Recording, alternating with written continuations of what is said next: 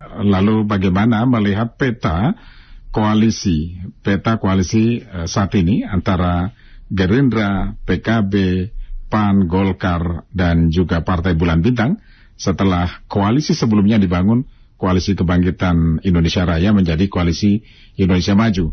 Apakah akan mempengaruhi soliditas di antara mereka? Kami temui pengamat politik yang juga Direktur Eksekutif Skala Survei Indonesia, Abdul Hakim.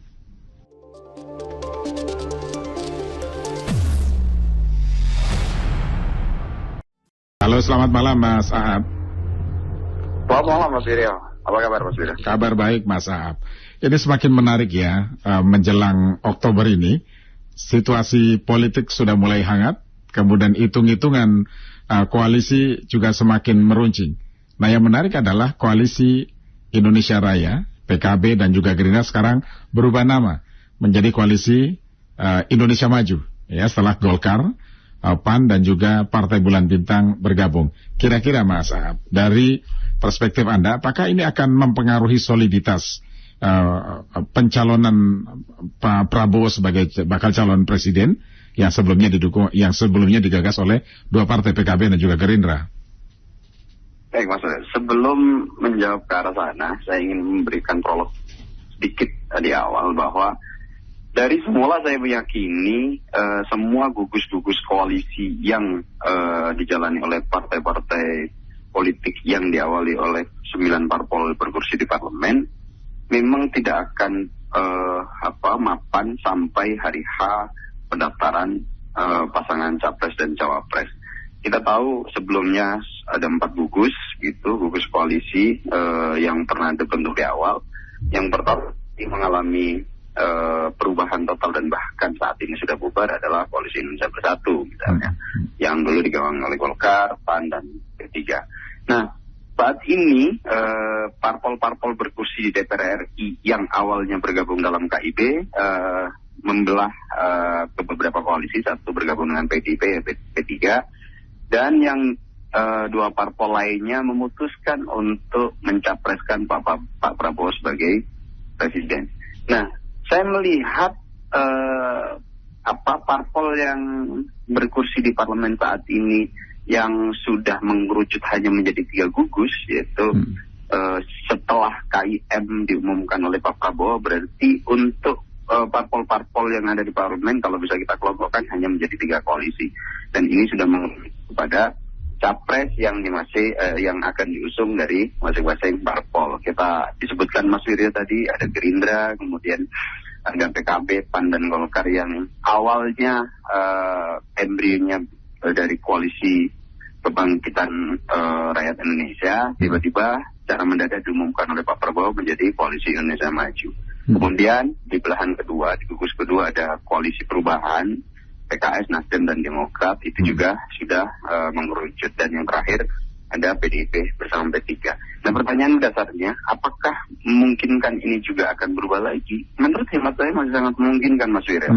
Karena pertama, dalam kesejarahan koalisi jelang Pilpres di Indonesia sejak 99, tidak ada koalisi yang mapan sampai hari pendaftaran, yang koalisi-koalisi itu sudah terbentuk jauh-jauh hari sebelum pendaftaran. Dan ini pendaftaran masih di Oktober, di akhir Oktober sampai awal November. Apakah ini berpotensi akan berubah formasi dan tukar tambah bentuk? Saya yakin masih potensial sekali. Kemudian nomor 2, koalisi ini bisa diikat jika kebutuhan dari masing-masing parpol terwadai. Kita tentu sudah melihat dinamisasi dari 3 koalisi yang sekarang terbentuk dalam gugusan-gugusan untuk mendukung capresnya. Perubahan akan mengusung nama Mas Anies, kemudian di Koalisi Indonesia Maju akan mendukung Pak Prabowo, dan PDIP, P3 akan mendukung Mas Ganjar. Ini juga belum bisa sepakat menentukan cawapres karena masih ada kebutuhan parpol-parpol yang harus diwadahi. Nah, apakah ini komposisinya masih akan sama sampai nanti di akhir Oktober sampai awal November? Saya melihat dengan adanya kepentingan tukar tambah kebutuhan masing-masing parpol masih sangat potensial untuk mengubah komposisi koalisi dari 3 gugus yang sekarang sudah tersedia, Mas Yuril. Ya, oke. Jadi kira-kira akan seperti apa nih koalisi Gerindra, PKB, PAN, Golkar, dan Bulan Bintang setelah namanya menjadi koalisi Indonesia Maju? Apakah akan semakin menyolidkan koalisi mereka, atau nanti akan ada friksi-friksi karena yang saya dengar PKB juga ternyata tidak diajak bicara misalnya dalam perubahan nama koalisi ini? Bukan menjadi rahasia lagi bahwa sekarang hanya ada 3 nama capres yang memiliki tingkat eleksi paling tinggi dan mapan, dan sampai sejauh ini saya melihat belum ada nama baru yang berhasil untuk masuk ke klaster 3 nama capres yang sudah mapan. Ada Pak Prabowo, kemudian ada Mas Ganjar, dan ada Mas Anies. 3 nama ini seolah-olah sepertinya sudah cukup potensial yang akan menjadi gambaran nama-nama yang akan menjadi pemimpin Indonesia ke depan dan akan berkontestasi di 2024. Nah, kalau kita belah lebih jauh, 3 nama ini bukan menjadi rahasia umum lagi bahwa sudah terklaster menjadi 2 kelompok. Di satu sisi ada yang ingin melanjutkan pembangunan yang dilakukan oleh Pak Jokowi, di sisi yang lain ada yang tidak akan melanjutkan program-program dari Pak Jokowi. Mas Anies ada di belahan itu. Nah, yang melanjutkan kepemimpinan Pak Jokowi ini sudah ada Pak Prabowo dan Ganjar Pranowo. Tentu kita tahu bahwa Mas Ganjar ini adalah hasil nama tokoh yang memang lahir dari besutan Pak Jokowi secara langsung. Namun di belakangan dengan adanya kalkulasi di benak Pak Jokowi, akhirnya Pak Prabowo juga dirangkul untuk bisa menjadi bagian yang nama capres yang akan melanjutkan kepemimpinan Pak Jokowi. Nah, adanya 2 nama capres yang sekarang berupaya untuk mendapatkan efek elektoralnya Pak Jokowi, inilah yang kemudian mencoba untuk menjadinya koalisi yang seperti sekarang. Pak Prabowo tiba-tiba kemudian mendeklarasikan koalisi Indonesia Maju yang menurut Cak Imin, menurut Pak Zul, menurut Pak Erlangga, ini semua mendadak begitu. Nah, saya melihat ini sebagai upaya untuk menegaskan keseriusan Pak Prabowo meneruskan program-program Pak Jokowi. Yeah. Namun Pak Jokowi sendiri sebetulnya masih berupaya untuk di antara 2 nama ini masih terus di-endorse. Itu kenapa Pak Jokowi kemarin ketika belusukan ke daerah Jawa Timur atau Jawa Tengah itu masih mengajak mereka berdua gitu. Jadi masih ikhtiarnya masih terus jalan ya. Betul, karena Pak Jokowi sendiri juga sampai detik ini belum merasa firm total terhadap mana pilihan terbaik. Nah, di antara 2 capres, salah satu strateginya variabel Pak Jokowi harus masuk di formasi strategik dalam rangka memenangkan kontestasi di 2024.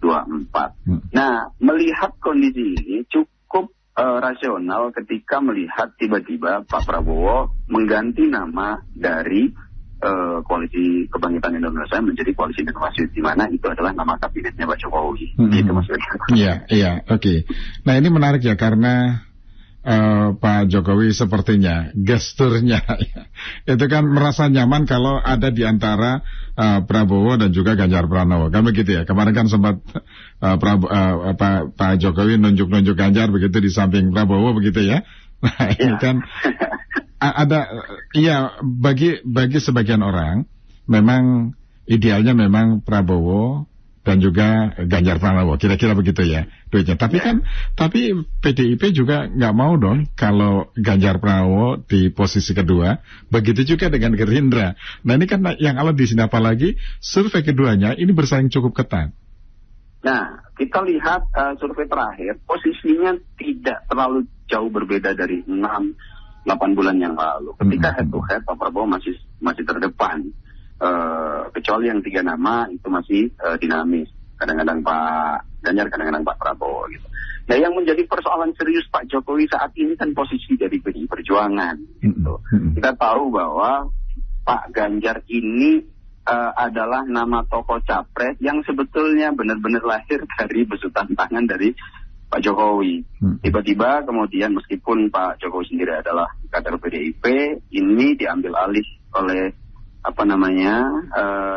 PDIP untuk dideklarasikan menjadi capres, tapi di dalam hubungan Pak Jokowi sama PDIP ini juga ada api dalam sekam begitu antara Bu Mega dan Pak Jokowi. Nah, ini yang membuat Pak Jokowi nggak firm 100% kalau saya melihat situasinya untuk tidak lagi mengendorse ke nama capres yang lain. Nah, sebagai pembanding Pak Jokowi mungkin sebagai bahan bargain kepada PDIP dan Bu Mega, maka Pak Prabowo juga mencoba di-endorse Pak Jokowi untuk dijadikan alat bargain dalam tanda kutip. Saya melihat ketidaknyamanan Pak Jokowi untuk 100% menjatuhkan dukungan terhadap Pak Ganjar. Saya melihat tembok inilah yang menjadi pembatas. Jadi dan di area ini saya melihat Pak Prabowo saat ini strateginya masih cukup luas gitu, Mas Wirya. Saya melihat gaya kepemimpinan Pak Prabowo menghadapi Pilpres dibandingkan 2014 dan 2019 agak cukup berbeda. Cukup berbeda atau jauh berbeda? Saya bilang bisa jauh berbeda. Jauh berbeda karena kalau kita melihat Pak Prabowo saat ini sangat luas dalam menghadapi situasi politik. Bahkan kita bisa melihat indikatornya. Pak Prabowo dengan tanpa ragu-ragu merangkul pihak-pihak stakeholder yang dulu mengkritik keras dirinya. Kita tahu PSI seberapa kencang mengkritik Pak Prabowo, tapi Pak Prabowo kemudian menyediakan waktu untuk soan atau berkunjung ke PSI. Kita tahu bagaimana Budiman Sujatmiko dengan kerasnya mengkritik Pak Prabowo saat ini dirangkul. Bahkan saat ini Pak Jokowi yang menjadi rival dan sebagai muara pembelahan polarisasi yang ada di Indonesia pun sekarang mencoba untuk dirangkul. Jadi, Pak Prabowo sudah. Jadi Anda ingin mengatakan bahwa Pak Prabowo ini sebetulnya cukup berhasil juga ya belajar dari pengalaman yang lalu begitu ya, dari pemilu presiden yang lalu gitu ya. Bisa dikatakan demikian, Mas. Oke, baik. Mas Saab, sebelum kita lanjut, kita sapa dulu Bu Miko di Jakarta Selatan. Nanti kita lanjut ya. Bu Miko, silakan Bu Miko. Malam, Mas Wiryo. Malam, Bu Miko. Narasum Bapak siapa ya? Iya, Pak Abdul Hakim. Mas Aab. Pak Abdul. Ya. Selamat malam, Bapak. Ya. Selamat malam. Ya, jadi mengganti dari Tekir menjadi Kim ya? Iya, Kabinet Indonesia Maju, betul. Sebenarnya apalah arti sebuah nama ya, kata William Shakespeare. Ada loh artinya, Bu. Ada juga. Jadi saya lihat itu ya, Pak PS ini and the gang ini pengen sekali Jokowi deh. Tapi kalau saya lihatnya sama sekali nggak Jokowi gitu loh. Dari appearance-nya, performance-nya, body language, semua nggak Jokowi beliau itu. Dia tuh punya spesifikasi sendiri. Yang Jokowi banget tuh justru Pak GP. Gitu. Jadi mau diubah nambah berkali-kali atau gimana apapun. Apa karena background sebagai militer yang masih terlihat cukup keras dan tegas misalnya, atau itu melekat ya di benak, di hati sanubari. Tapi untuk fisikal, untuk badan itu iya udah gesturnya pegang, udah inilah usia kan jauh 72 apa. Pak Ganjar tuh berapa? Pak Jokowi itu kan gesit lompat sini belusukan sana, bisa nggak kayak gitu? Aduh, nggak ketulungan deh kalau saya bilang. Kalau ikutin Pak Jokowi benar nggak ketulungan.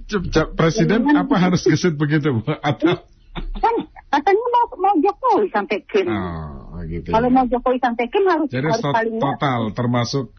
Totally mirip. Yang ini sama sekali nggak mirip gitu. Jadi sebaiknya gini deh, supaya enak. Pak PS relakan aja dulu menjadi cawapres Pak Ganjar biar rame gitu. Pasti ya Mas. Oke, baik, terima kasih Bu Miko di Jakarta Selatan. Saya lanjut tanggapan melalui WhatsApp dari Pak Indra di Jakarta. Saya rasa betul ya, Pak Prabowo ini belajar dari pemilu-pemilu yang lalu. Kali ini dia belajar betul yang dilakukan oleh Pak Jokowi. Berkahnya Jokowi sudah dapat itu, katanya hasil surveinya bagus terus. Mas Saab, silakan ditanggapi, Mas. Ya, banyak memang harapan seperti Bumiko tadi bahwa sosok Prabowo Subianto gabung saja dengan sosok Ganjar Pranowo. Saya juga banyak mendengarkan analisis yang semacam ini di tengah kalangan masyarakat. Hanya soalnya yang tadi seperti yang dikatakan Bumiko. Sekarang Pak Ganjar sudah dideklarasikan oleh PDIP, P3, Hanura untuk menjadi capres, menjadi cawapres. Kemudian koalisi Indonesia Maju, parpol yang sudah 5 parpol yang berada di dalamnya juga mendeklarasikan Pak Prabowo sebagai capres. Di koalisi perubahan nggak ada persoalan serius. Nah, di variabel ini memang secara survei jika Pak Prabowo dan Mas Ganjar bersatu untuk berpasangan, kuat kemungkinan potensi pilpres diadakan 2 ronde tidak terjadi, Mas Yuryo. Nah, jadi satu putaran. Berharap, ya, kalau mereka beliau berdua nanti gabung menjadi satu, maka potensinya selesai dalam satu putaran. Itu yang bisa saya baca dari hasil survei saya. Akan tetapi yang menjadi persoalan serius, parpol-parpol yang sekarang menaungi nama-nama capres ini memiliki kebutuhan internal untuk diwadahi.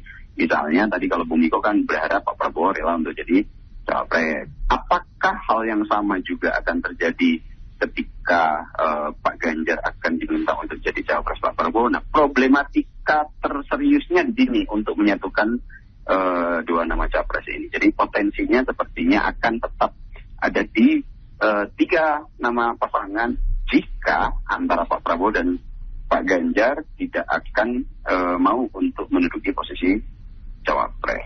Kemudian, apakah ada perubahan total terhadap pendekatan Pak Prabowo jelang pemilu 2024? Seperti saya singgung di awal tadi, Mas Yuryo. Pak Prabowo saat ini dan bahkan keluar dari pengakuan mulut beliau sendiri, Pak Prabowo mengatakan saya sudah menjadi politisi, tidak lagi menjadi tentara. Gitu.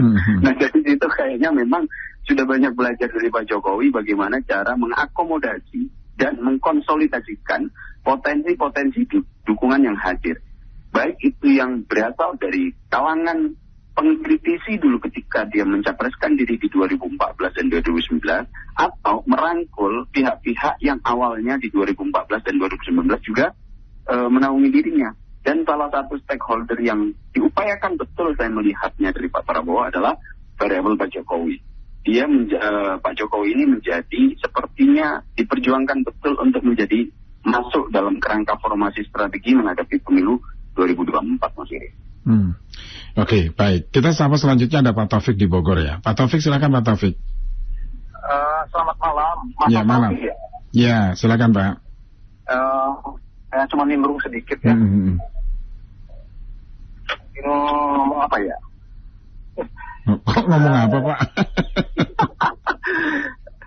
Ya, begini, saya cuma pendapat pribadi ya. Saya merasa 10 tahun lah, satu dekade ini tidak berbunga hati saya gitu loh. Padahal saya di 2014 salah satu orang yang memenangkan di wilayah saya tentang Pak Jokowi gitu kan. Tapi tentu dalam satu dekade ini kan ada evaluasi kan, orang tuh fluktuatif gitu toh. Dan objektif nilai itu. Tapi saya perhatikan belakangan ini siapapun yang bicara, mau lembaga survei, mau siapapun, itu semuanya tuh tendensius gitu loh. Nah, saya berpikir, tadi kan ada statement apabila Pak GP dan Pak PS bersatu, itu akan lebih baik. Itu seolah-olah kan sudah kalau versi saya sudah framing gitu loh. Ya udah, nggak usah ada pemilu yang sekian banyak triliun itu, udah diaklamasikan saja, selesai gitu loh. Apa yang menjadi program yang mereka di Senayan maupun eksekutif rencanakan, lanjutkan, dan itu akan terevaluasi sendiri kok nantinya. Kalau saya berpendapat pribadi, boleh berpendapat, ayo buat berbunga lah demokrasi ini gitu loh. Ya, jangan sampai ya itu aja. Kalau saya udah, maaf ya, tidak ada tendensi apa-apa sekali lagi. Kalau saya dari berapa kali perlombaan, saya nggak pernah menang gitu loh. Ya, pasti ada something gitu. Ya. Oke. Nah, ini pribadi ya, maksud saya. Sorry kalau Bapak pengamat. Nah, jadi siapapun itu gitu loh. Jadi izinkanlah saya sebagai rakyat mengatakan saya pengen ada bunga yang lain gitu loh. mau menang kek, mau kalah kek, itulah demokrasi, bunganya demokrasi kita. Jadi jangan nanti 5 tahun ke depan, 10 tahun ke depan, berarti 2 dekade, saya tidak mendapatkan bunga-bunga yang baru, gitu loh. Itu yang saya rasakan hapunten ya. Jadi semuanya intinya, semoga kita semuanya lebih baik ke depan, 2019. Ya, sukses selalu. Terima kasih Pak Taufik. Baik, selamat malam. Pak Ali di Probolinggo, silakan Pak Ali. Terima kasih, Bang Mirjo. Iya, Pak Ali. Aku ini saya ingat itu loh perilaku kuda Troya ini loh gitu. Jadi ini saya sampaikan bahwa karakter itu tidak bisa dirubah dalam satu singkat. Jadi karakter kan tetap nanti akan muncul pada situasi pada suatu hiruk pikuknya keadaan nanti akan keluar itu gitu. Satu, kedua, perhatikan sekarang kan dia kalau kemarin kan dia pakai seperti itu caranya. Sekarang dia pakai seperti sistemnya kuda Troya, dia akan mendekar keseluruhan, tapi orang sudah pada tahu gitu loh. Rivalitasnya ini tetap antara Prabowo dengan Pak Jokowi gitu loh. Cuma Pak Jokowi orang hebat dia itu. Jadi muncul Ganjar itu sebenarnya adalah bagian dari energi mudanya Pak Jokowi itu akan kalah lah gitu loh, pasti akan kalah karena karakter orang, apalagi rekam jejaknya kayak begitu. Saya tidak benci orang. Assalamualaikum. Waalaikumsalam warahmatullahi wabarakatuh. Menurut Pak Ahmad, kalau seandainya PDIP kehabisan koalisi dengan partai-partai yang lain, kami yakin PDIP bisa koalisi dengan apa ini? Pak Ahmad, terima kasih ya Pak Ahmad ya, saya nggak bisa melanjutkan. Kemudian mau ganti nama 100 kali, kalau rekam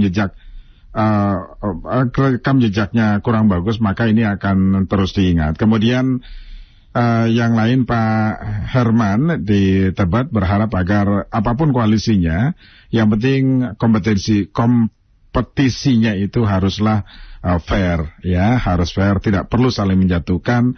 Yang penting bagaimana kita membangun bangsa secara bersama-sama. Nah, ini beberapa respon pendengar. Pak Ali tadi pendengar terakhir, Mas Saab, silakan langsung ditanggapi. Ya, sebetulnya kenyamanan untuk mencapreskan diri itu yang paling enak Pak Ganjar. Karena Pak Ganjar ini tiket dan boarding pass-nya sudah terjamin. Pak Ganjar sudah dideklarasikan oleh PDIP tanpa harus berkoalisi dengan partai manapun. Pak Ganjar sudah bisa memegang tiket sekaligus boarding pass-nya, Mas Wiryo. Nah, yang menjadi PR adalah 2 nama yang lain. Di situ ada Prabowo Subianto dan di situ ada nama Anies Baswedan. 2 nama ini sebetulnya masih agak cukup tidak senyaman Pak Ganjar Pranowo dalam posisi menghadapi Pilpres 2024. Nah, terkait Pak Taufik tadi, saya sebetulnya juga setuju bahwa harusnya untuk nama-nama yang bisa mencalonkan diri itu sebanyak mungkin gitu. Itu kenapa? Posisi saya dulu juga cukup jelas. Saya berharap threshold 20% ini tidak perlu ada gitu. Di situ nanti akan banyak nama muncul dan biarkan seleksi pemimpin nanti hadir dari masyarakat. Nah, persoalannya saat ini dalam konteks pemilu 2024, threshold menjadi hukum positif, 20% menjadi persyaratan mutlak untuk seseorang bisa mencalonkan diri sebagai capres dan cawapres. Nah, merujuk rule game yang ada sekarang ini, misalnya saya melakukan penelitian untuk mengetahui dan mendeteksi persepsi publik, kira-kira kalau komposisinya seperti ini, dalam konteks sekarang yang rule game-nya ada batas threshold 20% untuk menjadi capres-cawapres, potensinya seperti apa? Nah, yang saya untuk menanggapi Pak Taufik tadi, saya sebagai lembaga survei misalnya, pendengar salah satu lembaga survei, tak mendeteksi potensi, tidak memastikan bahwa jika Prabowo Pak Ganjar bergabung atau sebaliknya, itu probabilitasnya jauh lebih besar untuk 1 putaran daripada 2 putaran.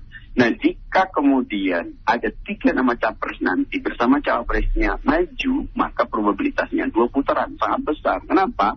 Karena persepsi publik sejak 8 bulan terakhir saya deteksi, kondisinya seperti ini. Nah, untuk bagaimana di pemilu 2024, itulah hasil yang sekarang kita uji. Nah, kemudian untuk Pali di Probolinggo tadi, karakter dan lain-lain, otak manusia itu mengalami plastisitas. Ketika seseorang mengetahui informasi baru, maka dengan sendirinya otaknya akan segera melakukan plastisitas. informasi baru yang masuk ke salah satu individu akan mengubah individu itu tidak seperti sebelum dia menerima suatu informasi. Nah, dalam neuroscience ini disebut sebagai neuroplastisitas. Jadi otak kita itu selalu mengalami plastisitas, dan plastisitas ini selalu merekam pola-pola baru terhadap informasi, baik itu secara kognitif maupun secara eksperimental. Secara pengalaman dan secara kognisi, manusia itu terus tumbuh ketika mengetahui hal-hal baru. Ketika seseorang mengetahui hal-hal baru, maka dengan sendirinya dia akan tidak seperti sebelum dia menerima informasi baru itu. Nah, dalam konteks analisis saya, kenapa Pak Prabowo tadi saya anggap sebagai sebuah belajar, karena pola pendekatan dalam menghadapi pilpres, Pak Prabowo sudah 2 kali menjadi capres, sekali menjadi wapres, dan ketika menjadi capres 2014, 2019, polanya agak cukup berbeda. Nah, yang kita membaca situasi politik itu berdasarkan indikator-indikator yang seperti ini. Nah, jika merujuk fakta-fakta yang ada ini, saya melihat Pak Prabowo sudah mulai bisa mempelajari bagaimana Pak Jokowi untuk mengkonsolidasikan kekuasaannya selama 10 tahun terakhir, dan itu mencoba untuk ditiru dalam skala tertentu oleh Pak Prabowo. Misalnya, merangkul cukup lekat bagi mereka-mereka yang mencoba mengkritik di 2014-2019 dan juga mencoba tetap mempertahankan pemilih-pemilih Pak Prabowo di 2014 dan 2019. Apakah ada plus minusnya? Banyak. Pemilih-pemilih Pak Prabowo misalnya di 2014-2019 sebagian besar juga ada yang pindah dan sebagian mayoritas juga masih ada.